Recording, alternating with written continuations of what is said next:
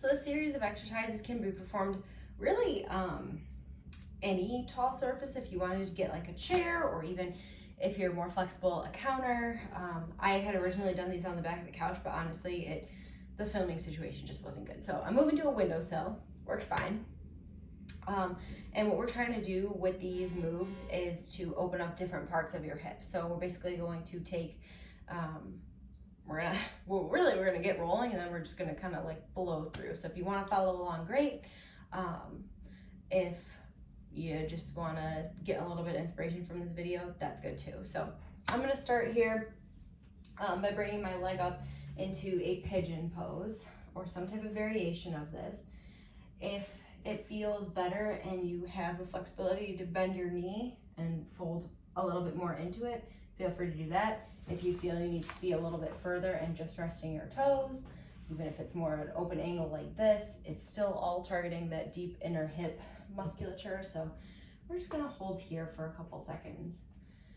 Couple big breaths. You'll feel kind of like to me it feels like an untwisting, but I suppose it's really more of a twisting happening deep in that hip. And you want to stay up nice and straight. Ideally, you're pushing your supporting glute through just a little bit, but feel free to alternate between pushing through and just melting into it as well.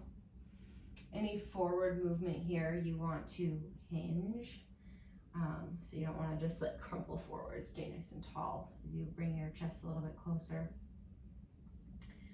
You can feel free to play around with your ankles here as well. I'm gonna rise up on my tiptoe of my grounded foot, the one that's on the floor. And then I'm gonna lower back down nice and slowly, deepening this stretch, but also getting a little good active work through that foot, ankle, and those point muscles, those, shouldn't say point, releve, I think it is. I don't know, I haven't done ballet since I was like 3, but you know, I remember. Cool.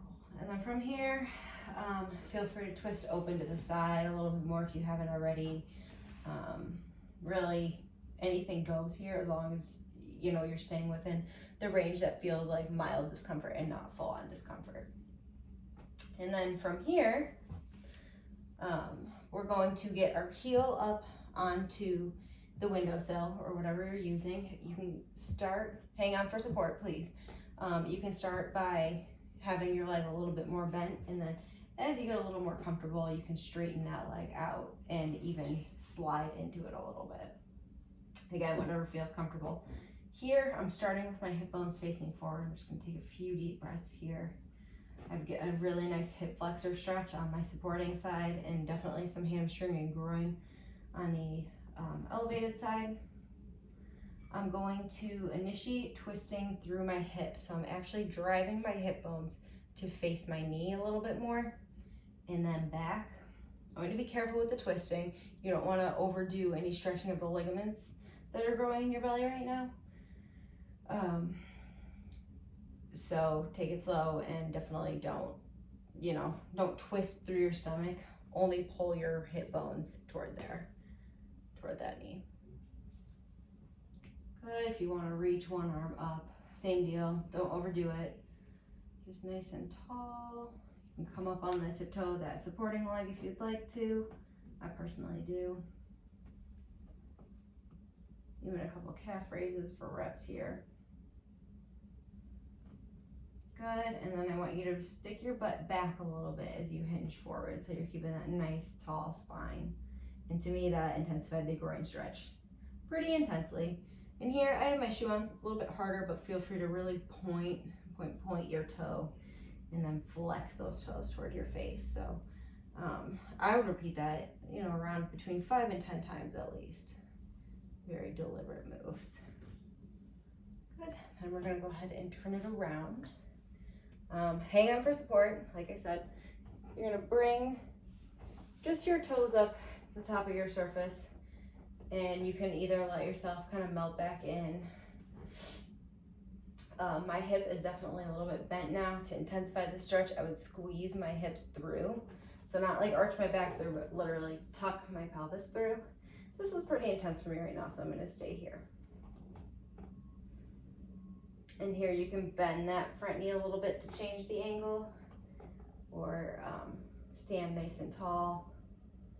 I'm gonna untuck and tuck my pelvis a few times.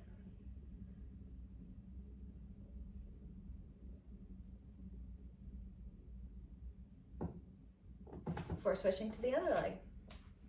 So we're starting with that pigeon pose again. I'm actually gonna slip my shoes off for this one.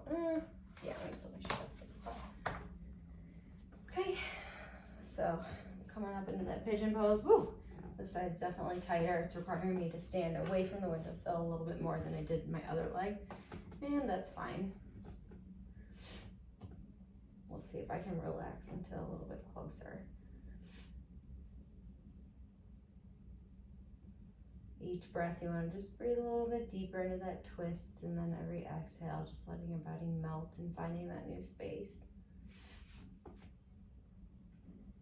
Come up onto your tiptoes if you'd like. Please hang on. And lowering yourself nice and slow. I'm going to go for a little bit more open to the side this way because that feels really necessary. And here, you're not totally, oh, it's even hard to untuck here, so I'm gonna assume you're not doing it, but you just wanna make sure you're not untucked here. You wanna be a little bit tucked underneath. Couple more big breaths. We did a little bit of hinging forward on the other side. I'm gonna try to pull this a little bit more in. Wow, I need to do this one more. This one's definitely tight. Okay, and you can slide it open over or reset yourself completely and set it there. Okay, so right here I'm trying to maintain a nice tall posture, my shoulders over my hips. I'm not like leaning totally away, just like this. Stay nice and tall. Point and flex my toes. I'm gonna do 5 here.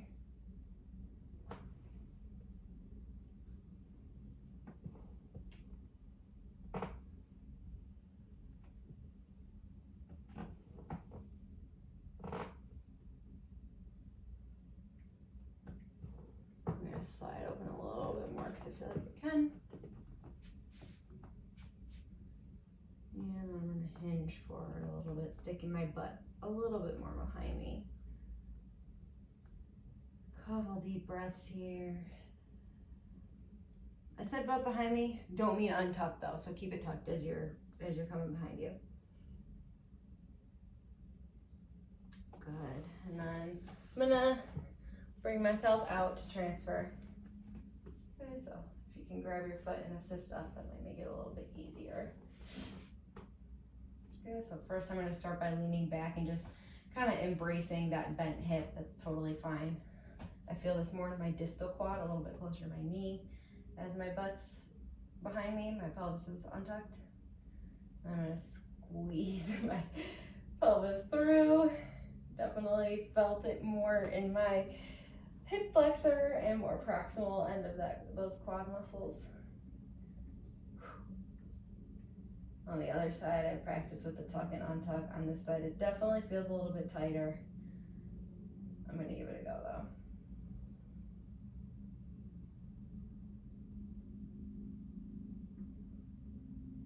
Bend my knee. I know I did that on the other side.